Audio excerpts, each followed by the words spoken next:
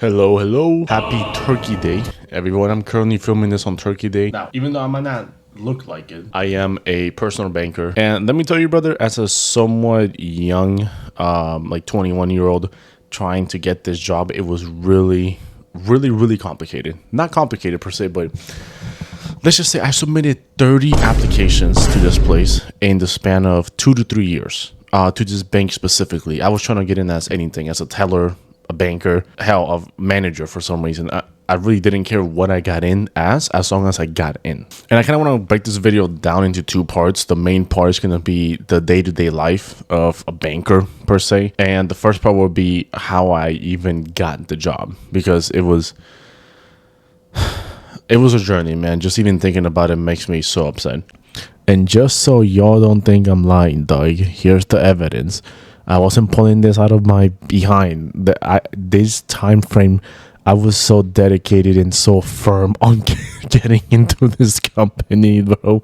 So when I first started applying to this job was when I was working at my first job, which was at Arby's. I was a shift manager at Arby's. And looking back at it now, it's I don't know if I'm looking at it through like rose tinted glasses, but it was really fun, man. I kept telling all of my friends to work there. And for some reason, well, not for some reason, I obviously understood why they didn't want to work there. They're like, ew, bro, Arby's? Are you serious? I'm not trying to work at Arby's, man. I have status. Shut up. Working at Arby's was one of the easiest things I've ever done in my entire life. And aside from me being the manager, it was even before I was a manager, it was super chill, man. Like, who eats at Arby's? Like, listen, I like their food. I think they're really underrated in terms of food quality, but no one eats at Arby's, man. Like, I got paid to just sit around there and pretending like I was doing something, especially when I became the manager. When it was dead, like I'm talking about 0 customers in the whole store and drive through anything, I would tell my coworkers, okay, I'm gonna go to the back office to work on some things, right? I wasn't working on anything, but anyway, moving past that, I was unemployed for a few months, really long, harsh, cruel, cold months, and I finally landed a job I got a sales position at the Home Depot. Now, if you're anything like me, when I first started, I had no idea that Home Depot even had sales positions, but that's what I got. And it was so fun. That job was so fun because my coworkers, all of them super nice, super chill. It was a really big store, so there was a lot of things going on at any given time. So managers weren't really, even like your direct supervisor for our department wasn't really on top of us like that. So, we got our stuff done. We made the calls that we had to. We did the emails that we had to. We did the outreach. We built the relationships with the major contractors for that specific store. And it was really chill. I really liked it. However, then the darkest of days came. For some reason, I thought it would be a good idea to work at a jewelry store, and I don't even want to talk about the jewelry store, man. I talked about it in my previous video. You can check that out if you want. It was miserable. Generally miserable. I was only there for like a month and a half, more or less, and it feels like a fever dream because I don't know how it was just crazy. And then in a miracle, in a shining light, a beacon straight from the heavens shined down on me, and I got an interview for. Now, this will be my 3rd interview, and I kind of want to talk about what I kind of want to talk about my first 2 interviews first before we get to the 3rd one. Okay, first interview, both interviews I completely bombed, but for different reasons. So the first interview, I just was not expecting. I didn't do any sort of research. I didn't do any sort of like watching videos or looking up like what they ask of you, or really like interview tips at all. Like my first interview was probably when I was still at Arby's. I really don't want to understate how unprepared for this interview I was. I literally went in there with no prep. I can barely talk to people at that point. So I don't know what the hell I was thinking. I was just saying, man, I'm going for it because I'm just going for it. It's like showing up to war with a chancleta in your hand, okay? And unless you're a Hispanic mom, I don't think you are really getting away with that, brother. I'll be honest with you, every single question they asked me, I literally was like this. I was like,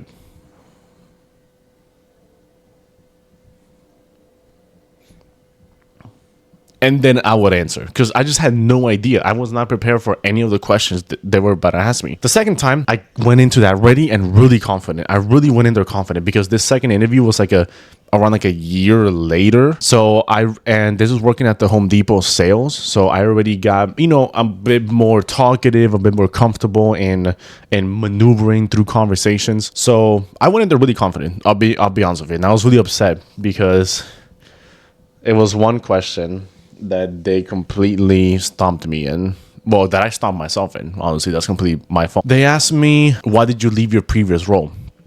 And at the time, that was Arby's. So I said, nothing against them in particular. I just didn't want to work there anymore. And that was a really bad answer. And they were like, okay, well, can you elaborate on that? And then I didn't think about this. So I just kind of said, look, even, I'm sorry, bro. I really said, don't ever do this, by the way, obviously. I really said, well, I just didn't like how the customers treated me. And they made a really valid point, which was, if you think customers get upset over food, wait until you see how they get upset over money. And that could, now that I actually have the job, that couldn't be more true. Like, people, I'll get into the second part of the video, but people are crazy.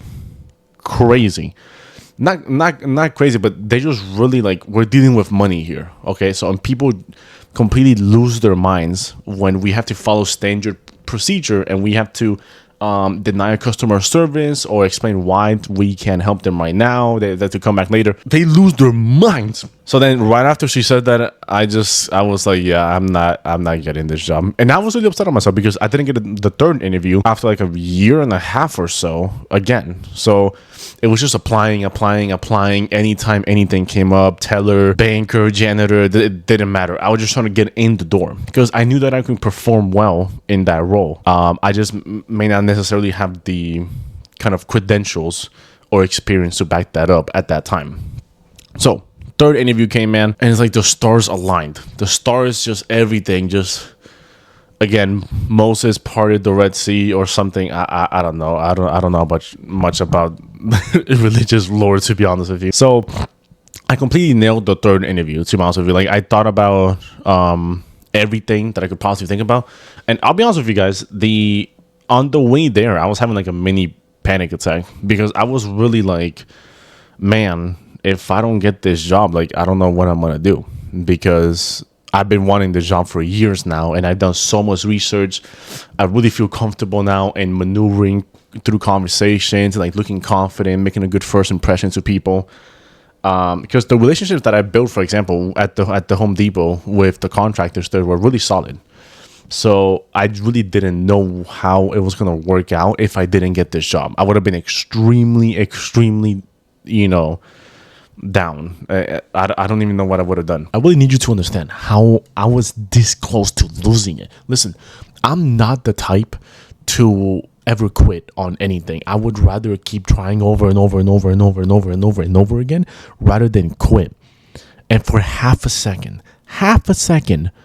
I really did think about not even going to this interview. This is how I was, no exaggeration. I'm gonna replay this exactly for y'all. Right after I started doubting myself, I sat on the edge of this bed right here, looking at my mirror, which I'm about to demonstrate in a little bit, and I was literally like talking to myself, being like, no, bro, like, what are you thinking about? This is the opportunity that you've been waiting for all these years. Like, you're gonna nail this. Stop being a, you know what I'm saying? And so I never done that before. I'm not the type to like talk to myself in the mirror. Like, I don't even know where that came from, but I was losing it. I was this close to losing it. But I did the best thing that I probably could have in that situation. Was it's good to be kind of aware of how you are and feel. Okay, meaning I knew that I was extremely nervous. So what I did, I just completely didn't think about it. On the ride there to the interview, I didn't even think that I was going to an interview. I just completely shut it off until the time that I got there. And when the time that I got there, I just kind of went to autopilot and just did my thing. But if I would have kept stressing about it the whole ride there, the pressure would have been so much worse. I would have been like stuttering, stumbling, fumbling, like, we got the role. What now? Well, man, I'll be honest with you. I've only been there for a few months, but it really has felt like kind of an eternity. Like, I feel like so much has happened in these last few months that it really does feel like I've been there for a year. And I can't even imagine what I'm going to feel like when I'm there for a year. I'm going to feel like I've lived like 10 years in that place. It's a lot to learn, man. training was it was like 2.5 months of training. Because obviously, when you work at a bank, especially me with no banking experience, they really want to make sure that you're not an idiot and you go into your role well equipped for it. And they did a good job at that for the most part. Of course, training and actually doing it are nothing like similar whatsoever. They're pretty different, actually. But listen, the main takeaway that I've taken away from my banking position is that if you genuinely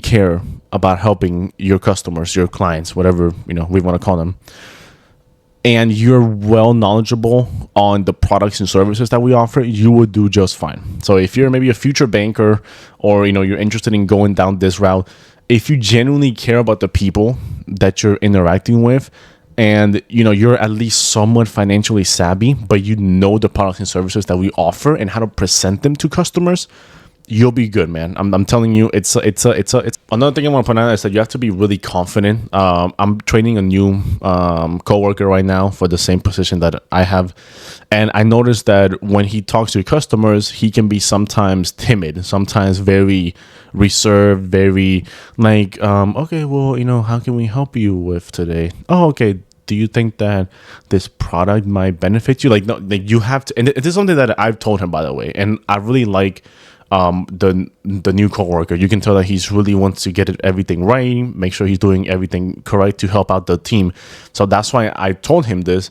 Be expressive, be confident. People come to you for financial guidance, and the amount of resources and tools that we have at our disposal to benefit these customers are immense.